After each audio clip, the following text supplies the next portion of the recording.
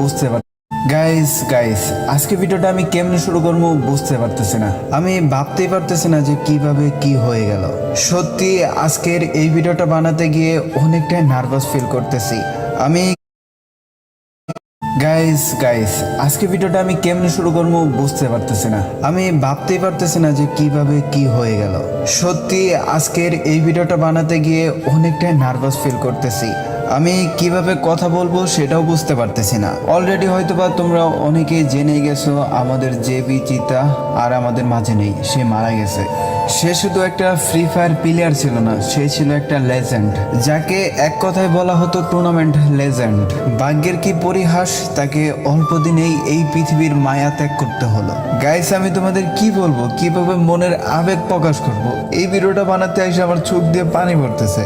আজকে এক প্রকার ধরতে গেলে এই ফ্রি ফায়ারের জন্যই তার জীবনটা দিতে হলো। জেবি চিতা এ ছিল একটা ফ্রি ফায়ারের সাচ্চা লাভার। এর মতো কখনো আমি কাউকে দেখি নাই ফ্রি ফায়ারকে ভালোবাসতে। এই ফ্রি ফায়ারের জন্য সে তার নিজের জীবন বাজি রেখেছে। শুধুমাত্র একটু গেম খেলার জন্য সে তার হসপিটাল থেকে চলে এসেছিল। এখন তোমরা অনেকে আছো যারা কিনা জেবি চিতাকে চেনো না। চলো তাদেরকে পুরো বিষয়টা খুলে বলি। জেবি চিতা এটা তার আইডির নাম। জেবি অর্থাৎ হচ্ছে জো বেকার্স, আর এটা হলো তাদের একটা টিমের নাম, যেটা ফ্রি ফায়ারের আরেক লেজেন্ড নাইম আলম বানিয়েছিল। আর চিতা এটা হলো তার গেম নাম। তার নামও যেমন ছিল চিতা, ঠিক তেমনই গেমের ভিতরেও শিকার করতো চিতাবাঘের মতো। তার এক একটা থাবায় একটা করে স্কোয়াড নিমিশে হেরে যেত। সে ছিল এক ফ্রি ফায়ার ইতিহাসের রাজ্যহীন রাজা। চিতার নাম শুনলে যেন এক একটা টিমের বুক কেঁপে উঠত। তার গেম প্লে ছিল অস্থির লেভেলের। যেমন তার মুভমেন্ট স্পিড ছিল, ঠিক তেমনই তার এক একটা শট ছিল একদম এনিমির মাথা বরাবর। জেবি চিতার পুরো নাম ছিল তহিদুল ইসলাম সিয়াম। তার ফুসফুসের ভিতরে পানি জমে গেছিল, তার বুকের ভিতরে অনেক ব্যথা ফিল করত। তারপর কিছুদিন আগে সে একটা ডাক্তার দেখায়, আর ডাক্তার দেখার পর তাকে ইমিডিয়েটলি হসপিটালে ভর্তি হতে বলে। কিন্তু ওই সময় ছিল বাংলাদেশ ফ্রি ফায়ারের সব থেকে বড় টুর্নামেন্ট FFBC, আর সেখানে তার নিজের টিম জো বেকার্স ছিল। আর সেই টুর্নামেন্ট ফাইনালে টপ 1-এ থাকলে, অর্থাৎ টপ 1-এ কোয়ালিফাই করতে পারলে সৌদি আরবে গিয়ে ফাইনাল টুর্নামেন্ট খেলার সুযোগ পাবে। আর যদি ফাইনাল খেলার সুযোগ পেয়ে যায় তাহলে তাদেরকে সৌদি আরবে যেতে হবে। আর সৌদি আরবে যাওয়ার জন্য তাদের সবাইকে পাসপোর্ট বানাতে বলে। আর এই জন্য চিতা কি করে, তার হসপিটালে গিয়ে ট্রিটমেন্ট করানো বাদ দিয়ে সে তার পাসপোর্ট বানানোর জন্য ব্যস্ত হয়ে পড়ে। তার একটা কনফিডেন্স ছিল সে এই FFBC টুর্নামেন্টের ভিতরে টপ 1-এ থাকবে। আর এই জন্যই তার পাসপোর্ট বানানোর জন্য কয়েকদিন সদর অফিসে দৌড়াদৌড়ি করে। আর এইভাবে আস্তে আস্তে তার শরীরের কন্ডিশন খারাপ হতে শুরু করে। একটা সময় গিয়ে বুকের ভিতরে এতটাই চাপ অনুভব করে যে চিতা আর দাঁড়িয়ে থাকতে পারতো না। তাই তাকে সবাই মিলে হসপিটালে নিয়ে যায়। আর তারপর পরীক্ষা নিরীক্ষা করে দেখে তার শরীরের ভিতর পানি চলে এসেছে। তার হাত পা ফুলে গেছিল, তারই সাথে বুকের ভিতরে ফুসফুসের ভিতরে পানি জমে গেছিল। এক পর্যায়ে তাকে অপারেশন করা হয় এবং ফুসফুস থেকে পানি বের করা হয়। আর এই অপারেশন করা অবস্থায় সেই ছেলেটা অর্থাৎ চিতা টুর্নামেন্ট খেলে। সে তার দেশ এবং টিমকে এতটাই ভালোবাসতো যে এত বড় একটা অপারেশনও তাকে থামিয়ে রাখতে পারেনি। সে তার দেশের জন্য লড়ে গেছে, সে তার টিমের জন্য লড়ে গেছে। তারপর গাইস এই ছেলেটা কি করে জানো, সেমিফাইনালের দিন তার ডাক্তারকে বলে সে নাকি করোনার টেস্ট করা হয়। আর এই কথা বলে সে হসপিটাল থেকে একটা ছাড়পত্র নেয়, নয়তো তো তাকে হসপিটাল থেকে বের হতে দিবে না। আর তারপর সে এই মিথ্যা কথা বলে হসপিটাল থেকে একটা ছাড়পত্র নিয়ে সে সরাসরি চলে যায় সেই টুর্নামেন্ট খেলার জন্য, যেখানে হস্টেলের ব্যবস্থা করা হয়েছে সেখানে। মানে একটা ছেলে কতটা ফ্রি ফায়ারের জন্য পাগল হলে, একটা ছেলে কতটা টুর্নামেন্টের জন্য পাগল হলে এই কাজগুলো করতে পারে। সে তার এত বড় একটা অপারেশন, শরীরের ভিতরে জ্বর, ঠান্ডা, শরীর হাত পা ফোলা, এগুলো নিয়ে চলে এসেছিল সে এত বড় একটা টুর্নামেন্ট খেলার জন্য। আর সেই টুর্নামেন্টে তারা টপ 1 পজিশনে না আসতে পারলেও তারা টপ 2-তে এসেছিল। আর ঠিক ওই সময় FFBC টুর্নামেন্ট খেলার সময় জিকু ভাই তার সাথে দেখা করে।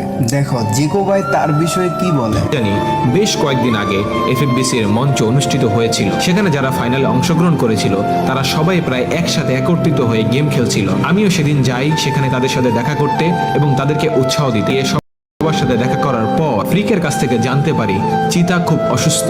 আমি জানতে চাই কি হয়েছে চিতার। তখন তখন তারা বলে চিতার লাঞ্চে অর্থাৎ ফুসফুসে পানি জমে, আর যার কারণে তার গায়ে প্রচন্ড লেভেলের জ্বর এবং তার হাত পা ভীষণ খারাপভাবে ফুলে আছে। আমি কথাটা শোনার পর আতঙ্কিত হয়ে যাই। যখন তার সাথে দেখা করতে যাই, গিয়ে দেখি সে বিছানায় শুয়ে আছে একটা কম্বল মুড়ি দিয়ে। তার কপালে আমি হাত দিলাম, হাত দিয়ে দেখি তার শরীরে প্রচন্ড পরিমাণে জ্বর। তাকে আমি জিজ্ঞেস করি, ভাই তোমার কি হয়েছে? তখন সে বলে হাসতে হাসতে, ভাই কিছুই হয় নাই, জাস্ট এখানে একটা ছিদ্র করছে আমার পিঠে, ফুসফুস থেকে পানি বের করছে। আমি বললাম হোয়াট? জাস্ট একটা ছিদ্র করছে আর তোমার পিঠ থেকে পানি বের করছে, মানেটা কি? তোমার কি হয়েছে? বলে ভাই আমার এখানে পানি জমছে। আমি বললাম এই কন্ডিশনে তুমি এখানে কিভাবে আসলা? তখন চিতা আমাকে বলে, ভাই এটার পিছনে অন্য একটা কাহিনী আছে। আমি বললাম কি কাহিনী আছে আমাকে বলো। এই কাহিনীটা শুনলে তোমরা সত্যি অবাক হয়ে যাবা এবং বুঝবা একটা প্লেয়ার কিসের জন্য, কি এমন আছে গেমের ভিতরে তার এতটা পাগলামি করতে হবে। ঘটনাটা বেশ কয়েকদিন আগে। সে খুব অসুস্থ ফিল করে এবং তার হাত পা ফুলে যায়। তার বাসা থেকে তাকে ডাক্তার দেখায় এবং ডাক্তার তাকে হসপিটালে ভর্তি হতে বলে। তখন তার বিভিন্ন ধরনের টেস্ট হয়। এরপর দেখা যায় তার ফুসফুসে পানি জমে এবং সেটা খুবই ভয়ঙ্কর লেভেলের। এরপর তাকে বলা হয় অপারেশন করতে হবে, পত্র নেয়। সেই ছাড়পত্র নিয়ে হসপিটাল থেকে সে বের হয়ে সোজা উত্তরার হোটেলে চলে যায়, যেখানে তার টিমমেট জ ব্রেকার্স ওয়েট করছিল এফএফবিসি ফাইনালের জন্য। তাদের সাথে সেখানে গিয়ে জয়েন হয়। এরপরে তার সাথে আমার দেখা হয়। আমি তাকে বললাম, ভাই তুমি এটা কোন ধরনের পাগলামি করলা? তুমি হসপিটালে ভর্তি ছিলা, তুমি সেখানে ট্রিটমেন্ট নিচ্ছিলা, তোমার শরীরের অবস্থা এতটা খারাপ, তোমার শরীরের জ্বর, হাত পা ফুলে আছে, তোমাকে দেখলে মনে হচ্ছে তোমার যে কোনো সময় খারাপ কিছু একটা হয়ে যেতে পারে। এই অবস্থায় তুমি কেন এই হোটেলে গেম খেলতে আসছো? তখন সে বলে, ভাই আমি যদি আমার টিমের সাথে জয়েন না করি, আমি যদি আমার টিমের সাথে গেম না খেলি, আমার টিম ফাইনালে চ্যাম্পিয়ন হতে পারবে না, আমার টিম ভালো কিছু করতে পারবে না।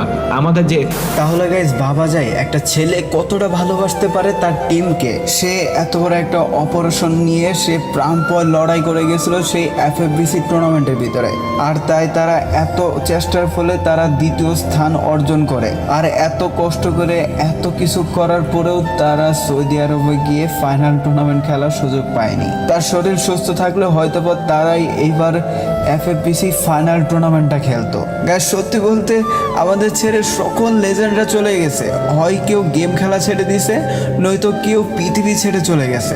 আমরা আর কোনো লেজেন্ডকে হারাতে চাই না। আমরা চিতাকে সারা জীবন মনে রাখবো, এই মনের ভিতরে গেঁথে রাখবো। গাইস আমি তোমাদের কাছ থেকে একটা জিনিস দেখতে চাই, সেটা হলো লেজেন্ড ইজ নো মোর। এটা তোমরা সবাই কমেন্ট বক্সে লিখবা এবং বোঝাই দিবা যে চিতা আমাদের মাঝে সারা জীবন বেঁচে থাকবে। আর লেজেন্ডরা কখনো হারায় না, তারা আমাদের মাঝে বেঁচে থাকবে সারা জীবন। তাই আমি তোমাদের কাছ থেকে একটা কমেন্ট বারবার দেখতে চাই, সেটা হলো legend is no more. Guys সবশেষে আমি তোমাদেরকে একটা কথাই বলতে চাই, তহিদুল ইসলাম সিয়াম হরুপে জেবি চিতা, তার জন্য সবাই তোমরা দোয়া করবে, সে যেন পরপারে জান্নাতবাসী হয়। আর জেবি চিতা যদি তোমাদের মনে কোনোভাবে কোনো কষ্ট দিয়ে থাকে, অবশ্যই সবাই তাকে মাফ করে দিবে। প্রয়োজনে আমি তার হয়ে মাফ চাইতেছি, প্লিজ তাকে ক্ষমা করে দিও প্লিজ। সে অনেক ভালো মানুষ ছিল, সে কখনো কোনো কন্ট্রোভার্সিতে জড়ায় নাই। সে শুধু তার গেম প্লে দিয়ে পুরো বাংলাদেশটাকে রিপ্রেজেন্ট করে গেছে। তাই আমি তোমাদেরকে আবারও বলতেছি, তোমরা সবাই তহিদুল ইসলাম সিয়াম ভাইয়ের জন্য দোয়া করবে। লেজেন্ড কখনো মরে না, লেজেন্ড সবসময় আমাদের মাঝে বেঁচে থাকবে।